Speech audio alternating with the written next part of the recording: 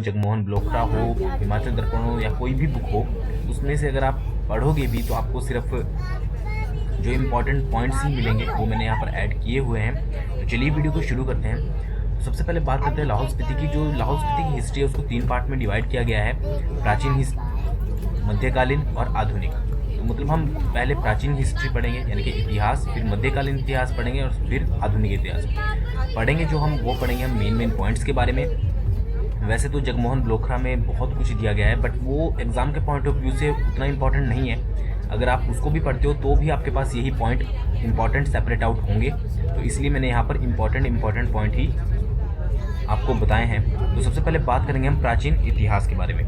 तो मनु जो थे, मनु को इस क्षेत्र का प्राचीन शासक बताया जाता था। ठीक है, महाभारत के युद्ध में भी इस क्षेत्र के लोगों ने भाग लिया था। जासर क्षेत्र में कनिष्क का एक स्तूप प्राप्त हुआ है। तो ये एक इम्पॉर्टेंट पॉइंट है कि कौन से क्षेत्र में कनिष्क का एक स्तूप प्राप्त हुआ है। फिर है नेक्स्ट पॉइंट हमारे पास, गुप्त काल के बाद हर्षवर्धन के समय लाहौल का जो संबंध हर्ष के साम्राज्य के साथ पुनः जुड़ गया था। हिनसांग ने 635 में लाहौल की यात्रा की थी। आपको एक पॉइंट ये भी याद रखना है कि जो हिनसांग थे, जो एक यात्री था, उसने 635 ईस्वी में क्या किया था, लाहौल की यात्रा की थी। नेक्स्ट पॉइंट की बात करते हैं। 600 ईस्वी के आसपास चंबा ने लाहौल पर विजय प्राप्त की थी।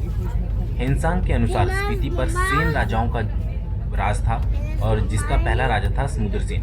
तो हिनसांग जो थे उनके अनुसार, जो भी उन्होंने लिखा है लाहौल के बारे में, उसके अनुसार जो स्पीति थी उस पर सेन राजाओं का अधिकार था और पहला राजा हमारा जो बताया गया है वो था समुद्रसेन। स्पीति के राजा जो थे राजेंद्र सेन ने कुछ समय तक कुल्लू को अपने अधीन रखा। छेदसेन थे जो छेदसेन के समय में जो कि 7वीं सदी थी, उस समय स्पीति लद्दाख के अधीन आ गया था। तो ये मोस्ट इंपॉर्टेंट पॉइंट है कि किस राजा के समय में स्पीति जो था लद्दाख के अधीन आ गया था, वो थे छेदसेन। तो और स्पीति के शासकों, यहाँ पर शासकों को नोनो कहा जाता था। नोनो स्पेशली कहा जाता था स्पीति के शासकों को। तो ये कुछ इंपॉर्टेंट पॉइंट्स थे प्राचीन इतिहास से रिलेटेड। अब बात करेंगे मध्यकालीन इतिहास के बारे में।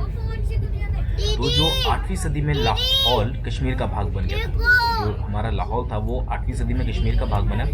उदयपुर के मृकुला देवी और त्रिलोकनाथ में कश्मीर कला के नमूने मिले हैं और कश्मीर कला जो थी वो 11वीं सदी तक लाहौल में रही है। तो अगर आपसे क्वेश्चन पूछ लिया जाए कि कश्मीर कला के नमूने कहाँ पर मिले हैं, तो वो मृकुला देवी और त्रिलोकनाथ, और 8वीं सदी में जो था वो लाहौल कश्मीर का भाग बना था और जो हमारी कश्मीर कला थी वो लाहौल में 11वीं सदी तक रही थी। तो एक 3 इंपॉर्टेंट पॉइंट यहाँ से हमारे पास आ जाते हैं। नेक्स्ट पॉइंट की बात करते हैं। लाहौल पर लद्दाख के राजा लाचन उत्पल, जिनका शासन काल था जो 1080 से 1110 का शासन तब से रहा, यहाँ पर शासन तब से रहा जब से उसने कुल्लू पर आक्रमण कर उसे गाय और रयाक के मिश्रण जौ देने के लिए मजबूर किया। अब ये क्वेश्चन यहाँ से बहुत बार पूछा जाता है कि एक जो नस्ल है जौ किसकी नस्ल है।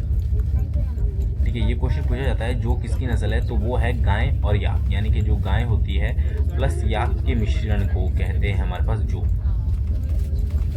ठीक है, तो लाचन उत्पल जो थे, ठीक है, उनका शासन तब तक रहा था कुल्लू पर, ठीक है, लाहौल पर जब तक कुल्लू पर आक्रमण कर उन्होंने गाय और याक के मिश्रण जौ देने के लिए मजबूर नहीं किया था। नेक्स्ट है कश्मीर के राजा जैन उल बदीन, जिनका शासनकाल था 1420 से 1470 के तिब्बत आक्रमण के समय कुल्लू और लाहौल लद्दाख के अधीन थे। तो ये कुछ इंपॉर्टेंट पॉइंट्स है, बहुत ज़्यादा भी इंपॉर्टेंट नहीं है क्योंकि मैंने देखा है इसमें इतना कुछ इंपॉर्टेंट नहीं है जो एग्ज़ाम के। अब ये इसकी भी गारंटी नहीं दे सकते कि पूछा भी जाएगा या नहीं पूछा जाएगा, बट फिर भी जो इंपॉर्टेंट है आप एक बार पढ़ के ज़रूर जाइए।